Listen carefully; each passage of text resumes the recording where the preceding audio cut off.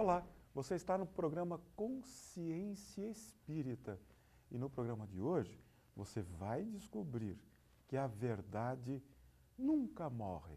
Mas o que é a verdade? A gente já vai conversar sobre essa questão filosófica que nós vamos trazer à prática do nosso dia a dia, mas antes eu quero lembrar que o Espiritismo está neste livro que você está vendo aí, o Livro dos Espíritos de Allan Kardec, lançado em Paris, na França, no ano de 1857.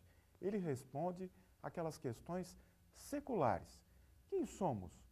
De onde viemos e para onde vamos?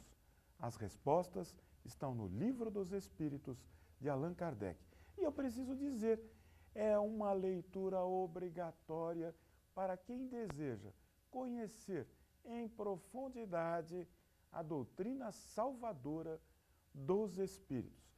E os espíritos benfeitores devem estar muito felizes porque por toda parte os brasileiros estão semeando a luz na forma de livros.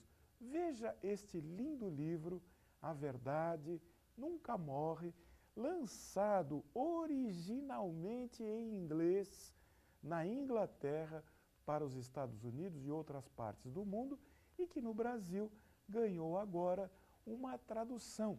E eu estou aqui, está aqui do meu lado o Walter dos Santos, o autor de A Verdade Nunca Morre. Ele está passeando no Brasil e ele veio especialmente ao nosso programa para conversar com você.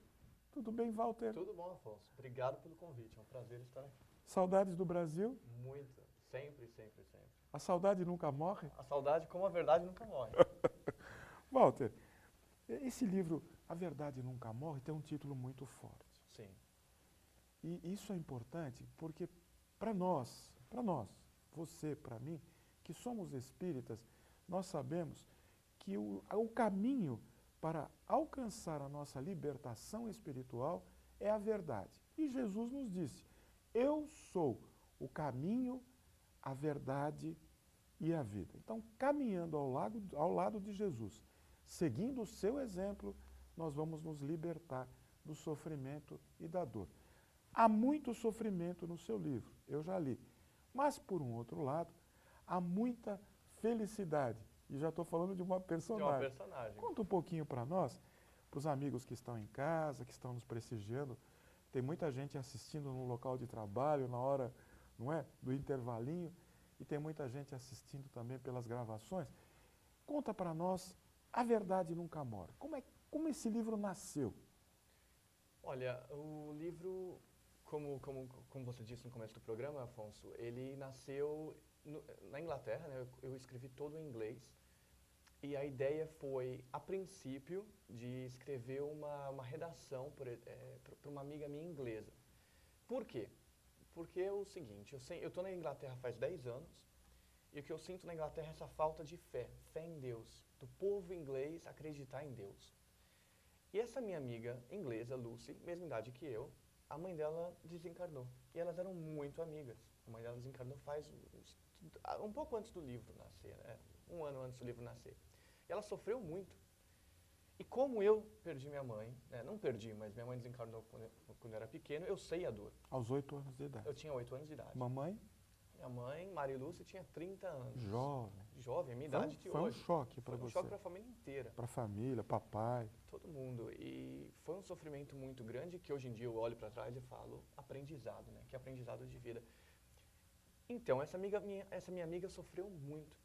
E eu falei, eu vou dividir um pouco com ela, um pouco da doutrina que me salvou, da doutrina que me deu conforto. E comecei a escrever. Eu sentei no computador numa cafeteria perto de casa e a história nasceu.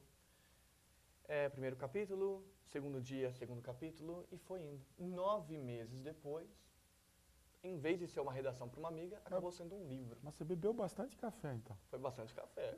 Porque Você eu não mora vivo onde, de em escrever, Londres? né? Eu moro no centro de Londres, ali do lado do Shakespeare Theatre, né? Do lado do Rio Thames. Um lugar inspirador. Bacana, né? Então, veja, você está parecendo o apóstolo Paulo. Você começou a escrever uma epístola, Sim. uma carta, uma mensagem, e que acabou virando um livro. E qual foi a reação da sua amiga ao receber um livro inédito escrito só para ela? Acho que foi o meu maior presente até hoje, assim, né? Foi plantar a sementinha da doutrina espírita ali na Inglaterra. Eu mandei um manuscrito para ela, que não era um livro, era o, né, o documento ali, o Word, e ela leu, e hoje em dia ela é uma estudiosa, ela estuda a doutrina. Então ela leu as obras básicas de Kardec, o Livro dos Espíritos, o Evangelho, em inglês, claro, e isso para mim foi a maior recompensa, eu acho, ver que a sementinha ali da nossa doutrina tá plantada. E nesse livro, como eu já vi, eu já tive a oportunidade de ver, você explica por que ocorre a desencarnação, que existem motivos que escapam ao nosso entendimento, mas que fazem parte do nosso programa reencarnatório. Muito bem. Ela adorou o livro. O livro não, ela adorou a carta, a mensagem. Sim. E ela leu em quanto tempo? Leu, deve ter devorado aí. Ah, devorou, né? Até porque para eles ou o livro é didático ou o livro é um drama. Então, para eles um livro que é um drama, é um romance, tem ação e também ensina, é bem diferente, né? A gente está acostumado aqui no Brasil, né, com a literatura espírita, né? E para ela e para os ingleses foi uma novidade maravilhosa. Eu entendo. E falando nisso, Walter, conta um pouquinho para nós as suas atividades espíritas. Você frequenta o Sir Arthur Conan Doyle em Sim. Londres? Eu tô em Londres há 10 anos, como eu disse, e eu estou frequentando o centro faz 2 anos, né? E faz um bem, assim, desde que eu comecei a frequentar, minha vida mudou para melhor. E quando eu mudei para Londres há 10 anos, eu tive aquela vida de brasileiro morando fora, que foi bem sofrida, e infelizmente me afastei da doutrina. Eu lia muito em casa, estudava sozinho, mas agora encontrei uma casa muito bonita. Importante contar as dificuldades que você enfrentou, para que, veja, a gente não alimente também falsas esperanças. Que as pessoas imaginam que vão para a Europa, vão encontrar uma mina de ouro e que o ouro já está na superfície, que é só recolher e pôr na bolsa. É um trabalho como o nosso aqui no Brasil e eu aprendi isso lá, né? Eu fui com uma bagagem cheia de sonhos e eu cheguei ali e aprendi que não, que a vida é árdua, a gente tem que trabalhar muito para colher, né? Aliás, uma curiosidade, eu sei que você vai contar, porque você não esconde isso. A primeira profissão do Walter dos Santos, o meu amigo Walter, autor de A Verdade Nunca Morre, que você está vendo aí, um belíssimo romance, publicado no Brasil pela Petit Editora. Quando chegou à Inglaterra, falava com dificuldade ainda o inglês, precisava pensar nas palavras certas. A primeira profissão dele, bizarra. Conta para nós, Walter. Olha, tem uma profissão ali que aqui no Brasil eu não sei se existe, né? Que chama Glass Collector, né? Então é alguém no bar ali, alguém... Glass Collector. Glass Collector, alguém que... Tem que soar bem. Qual é a sua profissão? Glass Collector. Glass Collector. Oh. Que é, na verdade, o quê? Um recolhedor de copos, né? Então é o pessoal que vai na balada, vai no barzinho beber, e eu ficava ali atrás, ali, correndo. Eu nem bebo, né, direito, assim, não gosto de bebida alcoólica. Ali correndo e coletando copos a noite inteira. Já naquela época você já não queria bebida alcoólica, tinha que conviver com aquilo. Eu sei os males que faz para o corpo, né? Isso. Então eu prefiro Isso é bom, evitar o máximo que eu posso. E recolhia aqueles, nunca deixou cair nenhum copo no chão? Muito copo, né? Não nasci para isso. Foi um momento da salário vida, ali? Descontava do salário. Meu Deus do céu.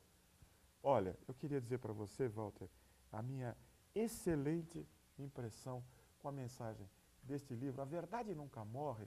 Na verdade, aqui vai o jargão, a trama se desenrola em 2 épocas.